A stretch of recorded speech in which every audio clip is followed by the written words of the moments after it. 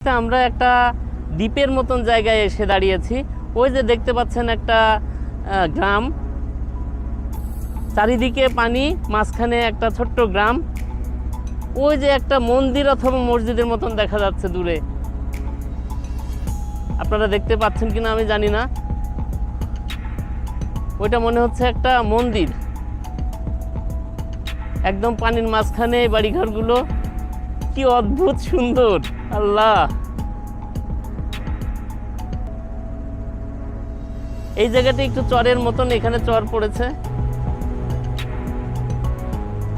আমাদের বোটটা এখনো যে ঘুরছে এদিক দিয়ে ঘুরে ওই যে ওই পাশ দিয়ে ঘুরে তারপরে আবার মেন হাওরে যে নামবে। আমার খুব ইচ্ছা করছে ওই গ্রামটাতে একটু নামতে, কিন্তু সম্ভব হবে না মনে হয়। ওই গ্রামে থামার মতন কোনো পরিকল্পনা আমাদের নেই।